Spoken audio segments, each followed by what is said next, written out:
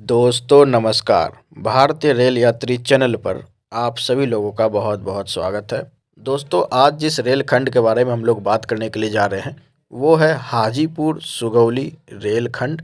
और इसी रेल खंड के बारे में आज हम लोग बात करेंगे, जानेंगे कि इस रेल खंड पर क्या क्या अपडेट हुई है और क्या क्या जो लेटेस्ट न्यूज़ है इस रेल खंड को निकल कर सामने आ रही है।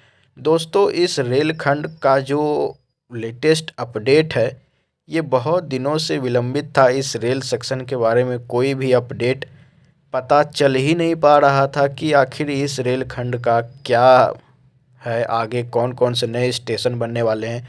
अभी हम लोग वो भी आगे वीडियो में देखेंगे कि कौन कौन से नए स्टेशन बनने वाले हैं, साथ में लेटेस्ट न्यूज़ तो जानेंगे ही।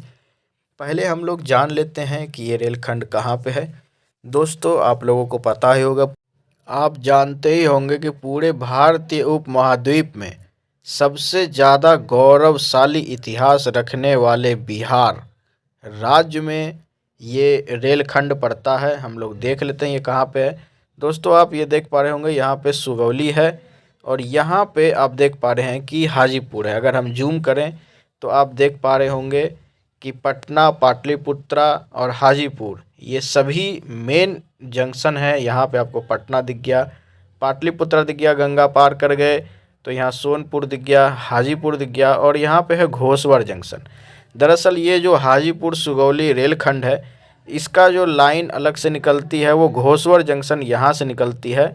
और आगे बढ़ने पर हमें जो रेलवे स्टेशन मिलते हैं वो हैं हरौली, फतेहपुर, घटारू, लालगंज, पकड़ी।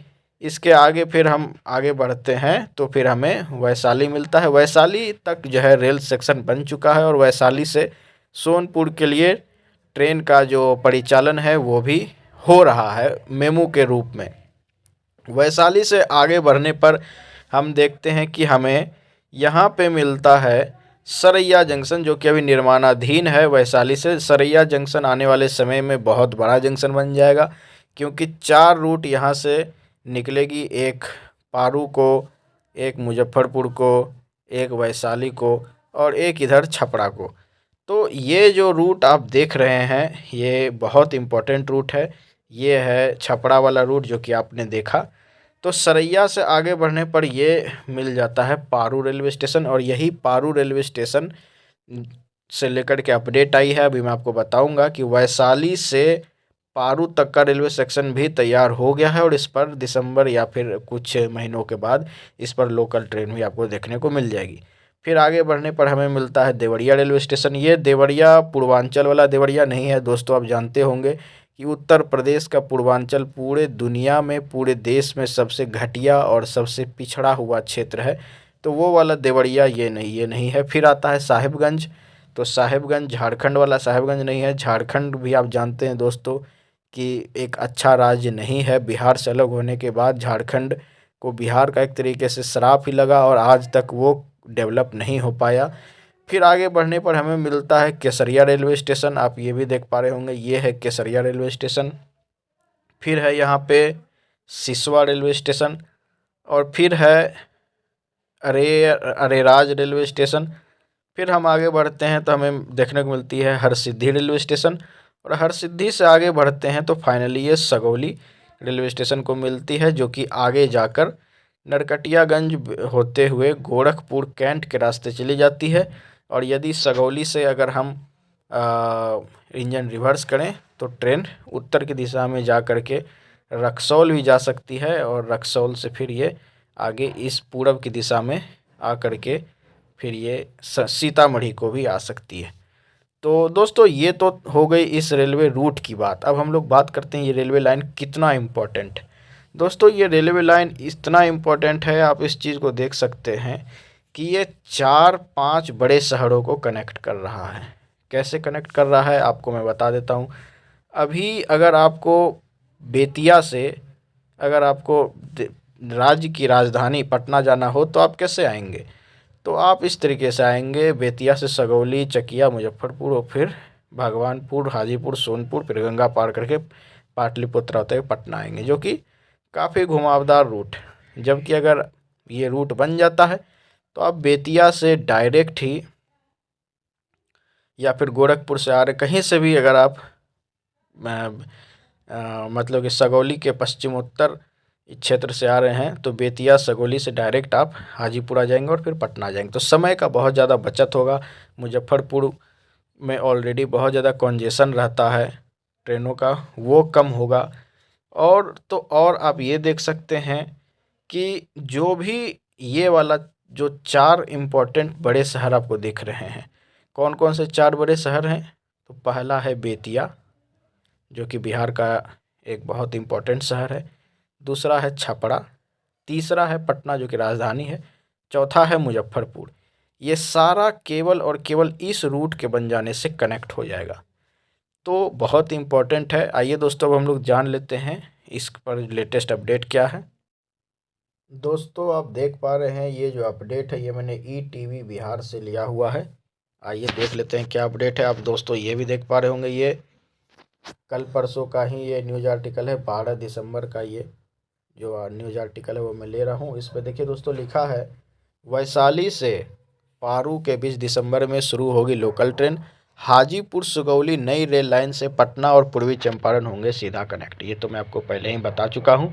दोस्तों देखिए, इसमें लिखा हुआ है इस न्यूज़ आर्टिकल में, बिहार के मुजफ्फरपुर यानी वैसा शहर जहाँ से शाही लीची पूरे देश ही नहीं पूरे दुनिया में एक्सपोर्ट की जाती है, और लीची में भारत के प्रोडक्शन में केवल बिहार का ही 80 to 85% का कंट्रीब्यूशन रहता है, कि पारू प्रखंड के रहने वाले लोगों का सपना जल्द ही साकार होने वाला है। वैशाली से पारू तक यात्री ट्रेन महीने के अंतिम सप्ताह से शुरू हो सकती है। रेल संरक्षा आयुक्त एक पखवाड़े में वैशाली से पारू तक 12 किलोमीटर लंबी रेलखंड का निरीक्षण करेंगे।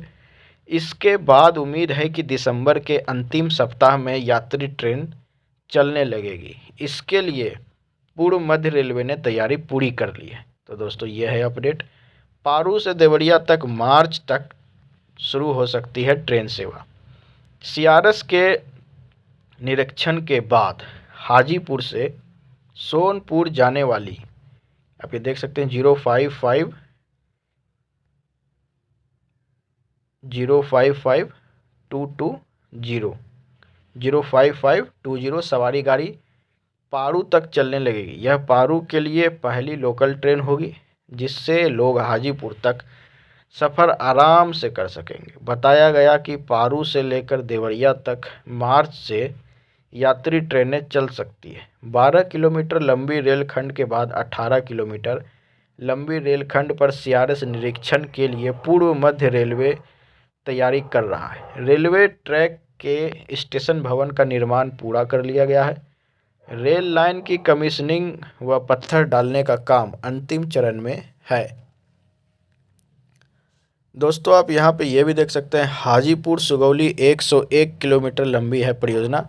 बताते चले कि 101 किलोमीटर लंबी हाजीपुर सुगौली नई रेल लाइन प्रोजेक्ट का 50% काम मार्च तक पूरी हो जाएगी। इससे सरैया के मणिकपुर, पारू व देवरिया तक ट्रेनें चलने लगेगी।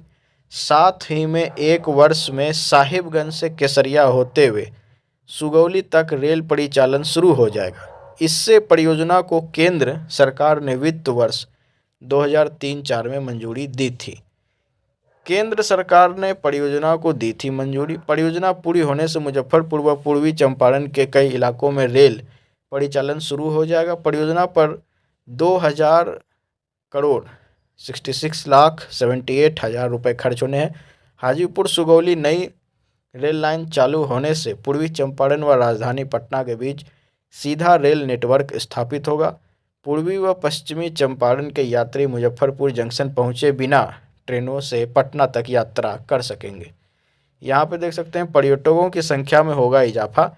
अभी नरकटियागंज व रक्सौल से पटना जाने वाली ट्रेनें मुजफ्फरपुर जंक्शन से होकर चलती हैं। नई रेल लाइन चालू होने से पूर्वी व पश्चिमी चंपारण के अलावा मुजफ्फरपुर के सरैया, पारू व साहेबगंज के यात्रियों के लिए हाजीपुर व पटना जाने में सहूलियत होगी। इस रेलखंड पर ट्रेन सेवा शुरू होने से वैशाली के केसरिया, आने वाले देश विदेश के पर्यटकों की संख्या में बढ़ोतरी होगी। इसे लेकर प्रधानमंत्री कार्यालय की ओर से हाजीपुर सुगौली नई रेल लाइन परियोजना की निगरानी की जा रही है। दिसंबर में ही वैशाली और पारू के बीच बनी नई रेल लाइन का निरीक्षण सीआरएस करेंगे। इसके लिए तैयारी पूरी हो चुकी है। निरीक्षण के बाद वैशाली व पारू के बीच यात्री ट्रेनों का परिचालन शुरू हो जाएगा। ये जो पूरी जानकारी है ये वीरेंद्र कुमार CPRO पूर्व मध्य रेलवे के द्वारा दी गई है। तो दोस्तों, यदि यह वीडियो आपको पसंद आया हो तो इस वीडियो को लाइक करें, हमारे चैनल को सब्सक्राइब करें। बहुत ज़्यादा पसंद आया हो तो बिहार से ताल्लुक़ रखने वाले लोगों को, या फिर जो लोग पटना से, रक्सौल से, बेतिया से, मुजफ्फरपुर से, सीतामढ़ी से, छपरा से, सरैया से, सुगौली से, पारू से, देवरिया से, साहेबगंज बिहार वाले साहेबगंज से, देवरिया बिहार वाले देवरिया से, आसपास के लोग हों उनके साथ आप इस वीडियो को साझा कर सकते हैं। या फिर जो लोग इस रेल लाइन के बारे में जानने के लिए बहुत उत्सुक हो उनके साथ भी आप इस वीडियो को साझा कर सकते हैं। इस वीडियो को देखने के लिए आप सभी लोगों का बहुत बहुत धन्यवाद। जय हिंद, जय भारत, जय बिहार, जय अंग प्रदेश।